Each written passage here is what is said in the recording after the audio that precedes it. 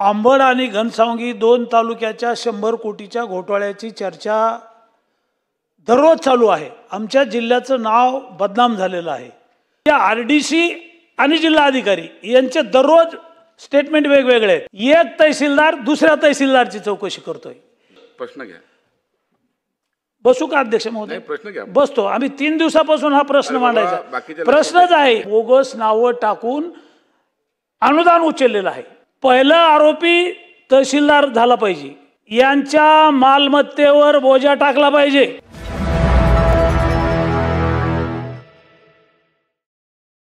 राज्यामध्ये जालना जिल्ह्याच्या अंबड आणि घनसावंगी दोन तालुक्याच्या 100 कोटीच्या घोटाळ्याची चर्चा दररोज चालू आहे। आमच्या जिल्ह्याचं नाव बदनाम झालेलं आहे।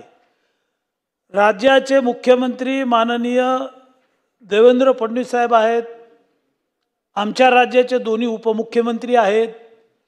राज्य सरकारनं अध्यक्ष महोदय जालना जिल्ह्यामध्ये ढगफुटी झाली, अतिवृष्टी झाली आणि शेतकऱ्यांचं अतोनात पिकाचं नुकसान झालं।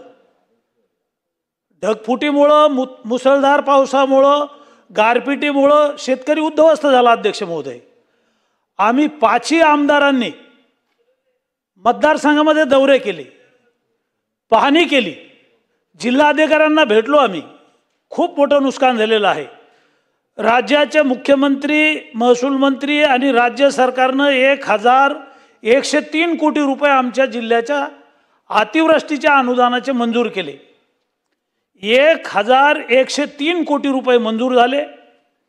त्यामध्ये अध्यक्ष महोदय 63,184 शेतकरी अजूनही अनुदाना वाचून वंचित आहेत। यांचं अनुदान मिळालेलं नाहीये।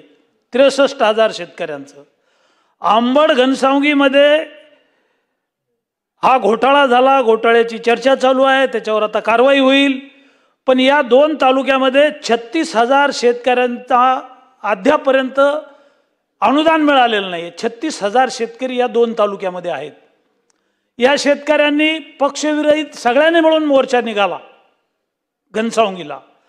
अध्यक्ष महोदय, जिल्हाधिकारी सांगतात 42 कोटीचा घोटाळा झाला पत्रकार परिषदेत। अध्यक्ष महोदय, आरडीसी दुसऱ्या दिवशी पत्रकार परिषद घेऊन सांगतात 79 कोटीचा घोटाळा झाला। मग कोणी सांगतं म्हणजे आरडीसी आणि जिल्हाधिकारी यांचे दररोज स्टेटमेंट वेगवेगळे आहेत प्रेसमध्ये। जिल्ह्यातल्या आमदारांना, लोकप्रतिनिधींना निवासी उपजिल्हाधिकारी, पालकमंत्र्यांनी आदेश दिल्यावरही ही माहिती देत नव्हते। अध्यक्ष महोदय, प्रश्न घ्या। आपल्या बाकीचे लक्ष प्रश्नच आहे। अध्यक्ष महोदय, या घोटाळ्याच्या संदर्भात 100 कोटीच्या घोटाळ्याच्या संदर्भात जी चौकशी समिती नेमलेली आहे, एक तहसीलदार दुसऱ्या तहसीलदारची चौकशी करतोय, एक डेप्युटी कलेक्टर दुसऱ्या डेप्युटी कलेक्टरची चौकशी करतोय आणि कारवाई 21 तलाट्यावर कारवाई झाली। अध्यक्ष महोदय, आणि अर्ध्या तलाट्यांवर कारवाई झाली, बाकीच्या तलाट्यांची विभागीय चौकशी। प्रश्न घ्या। बसू का अध्यक्ष महोदय? प्रश्न घ्या। बसतो। आम्ही 3 दिवसापासून हा प्रश्न मांडायचा प्रश्नच आहे। 21 तलाट्यावर कारवाई झालेली आहे। अपराध आणि गुन्हा केलेला आहे। तलाठी आहेत, ग्रामसेवक आहेत, कृषी सहाय्यक आहेत। गाव पातळीवर अपराध झाला आणि 24 कोटी रुपये बीड आणि अहिल्यानगरमध्ये गेले। 2 जिल्ह्यात 42 कोटी रुपये।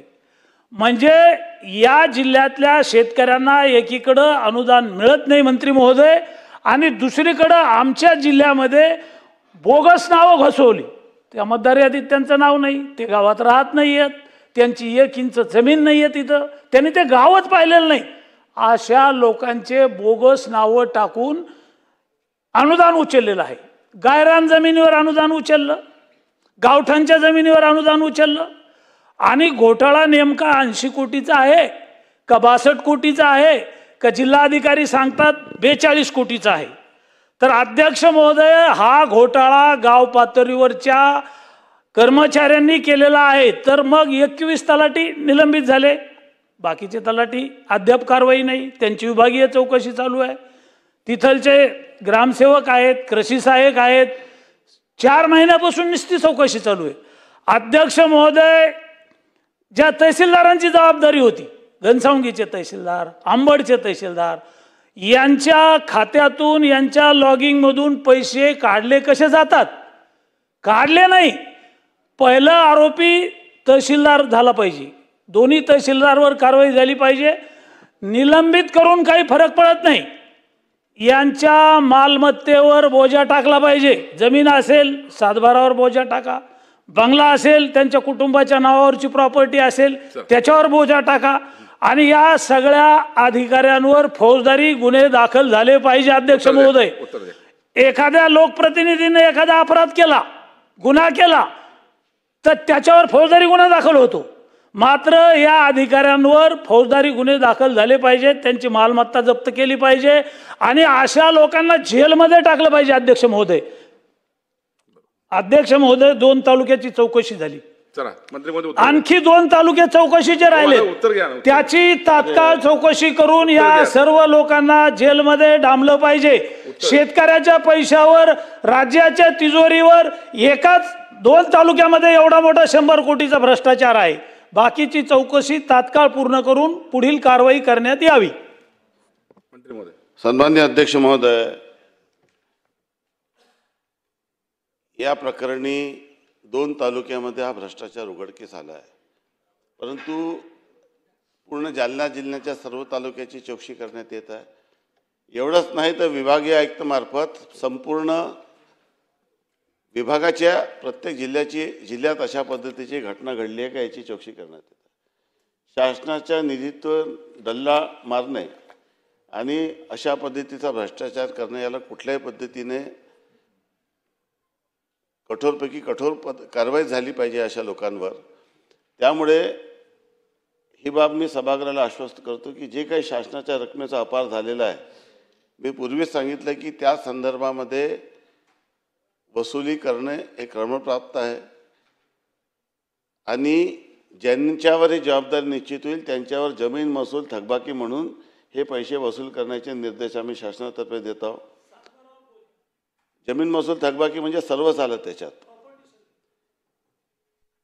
दुसरा विषय महत्त्वाचा असा आहे की अशा पद्धतीची अजून एक त्यांनी मुद्दा महत्त्वाचा मांडला की ज्या शेतकरी जे पात्र होते त्यांना मदत मिळाली नाही. हे लक्षवेधीमध्ये नाही आलेला हा मुद्दा, परंतु जे जिल्हाधिकारी मार्फत मदत पुनर्वसन विभागामध्ये पूर्ण प्रपत्रानुसार माहिती सादर केली जाते आणि ती माहिती सादर केलेल्या सर्व शेतकऱ्यांच्या त्या प्रपत्रानुसार मदत केली जाते.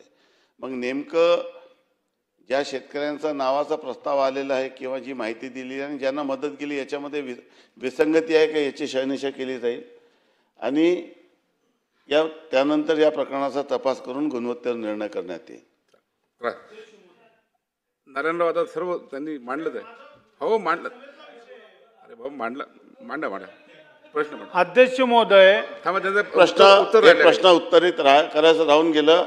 या प्रकरणी सर्व संबंधितावर फौजदारी गुन्हा देखील दाखल करण्यात येईल. बोला.